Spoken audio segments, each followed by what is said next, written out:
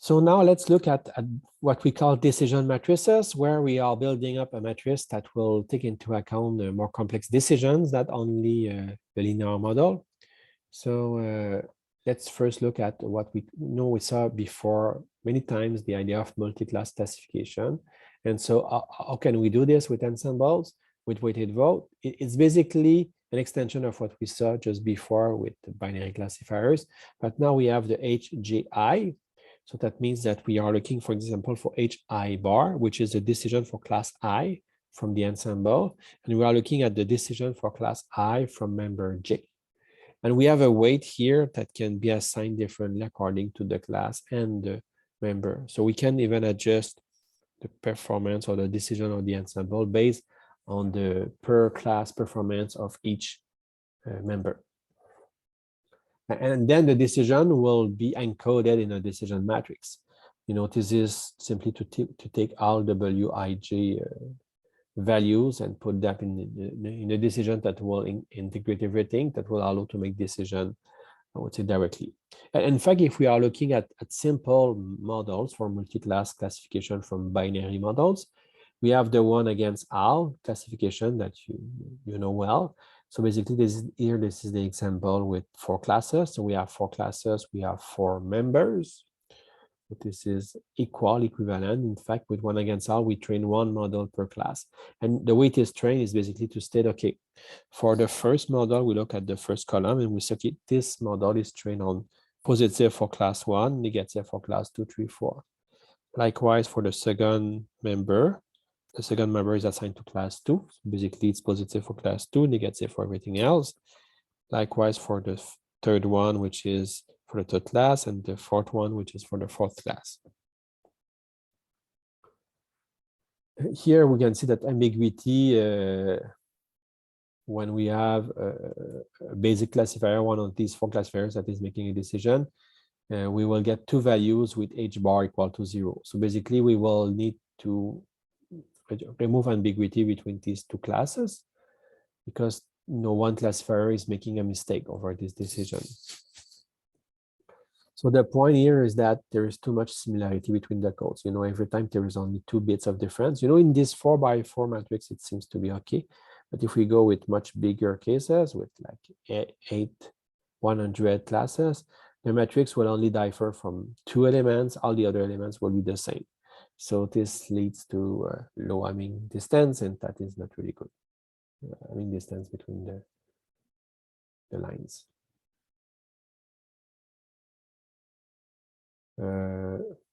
So now we are looking at ensemble with redundancy. So we have a decision matrix for 1 versus 1 decision. So this is basically training a classifier on 2 classes. One is positive, one is negative, and the other classes are ignored and considered as 0 decision.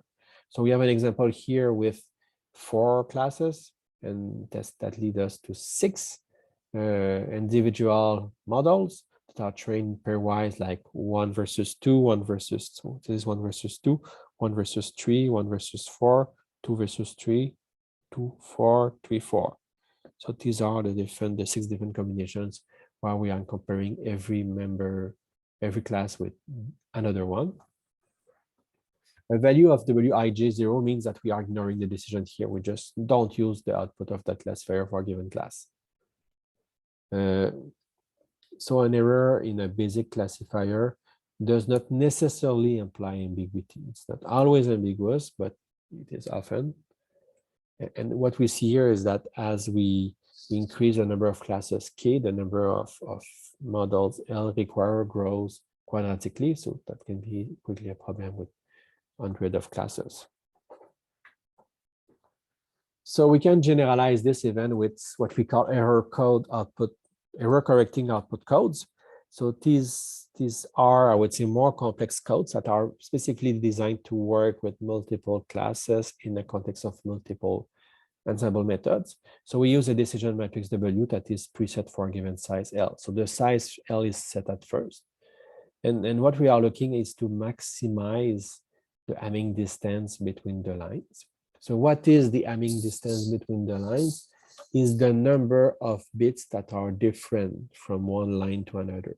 So maybe here with the 1 versus 1, it's not that easy because we have the bits, we have +1, 0, -1. So it's a ternary model. But if we are looking at a more binary model, we need to look at the Hamming distance between the lines. How many bits are different? So if we look at error correcting output codes, this comes from the field of digital communication.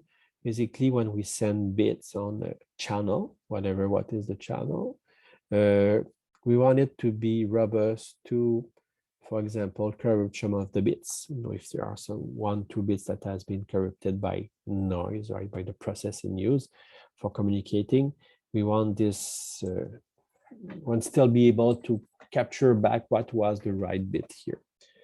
So these notions has been proposed to be used some time ago for machine learning. The idea is to say, like, well, with K classes, it means that we are able to define up to two power K -1 problems of 2 different classes, taking into account that if we have the complement, the complement is completely the opposite in terms of bits, we will in fact reach the same kind of model just by using the complement in terms of decisions. We just inverse positive and negative set of classes. So the interest with ECUC is to get a diversity of discriminants. We need to get different columns, basically, as much as possible. So error correction is basically relying on different components for a line. So let's look at this example. So this is a matrix, a decision matrix with 4 classes, but 9 members. So what we can see is that the first model is basically assigning +1 to class 4. So class 4 is positive, class 1, 2, 3 are negatives. Similarly, for model 2 is class 3, that is positive, the other negative. And then we see more patterns, like I would say this one here is 3, 4 versus 1, 2.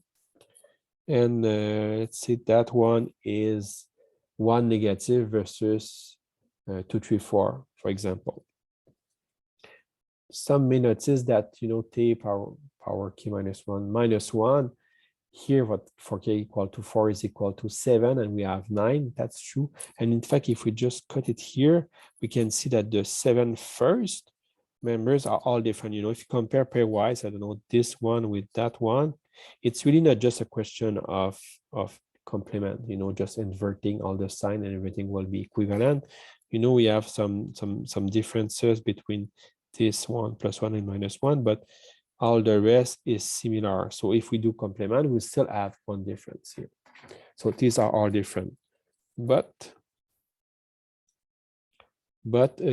here, the 2 last are in fact not different that much.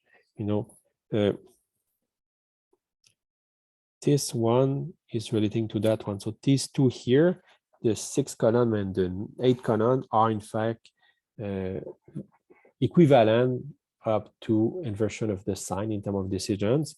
And likewise, these 2 are equivalent in terms of decisions according to their sign. We just flip the sign and it gets with the same model. So here the idea of that we have 7 different problems is true still. But the point of having more models, more than 7 here, is to somehow reach for more models will get us with greater, I would say, a greater potential for robustness, given that individual classifiers may make mistakes, maybe inducing error.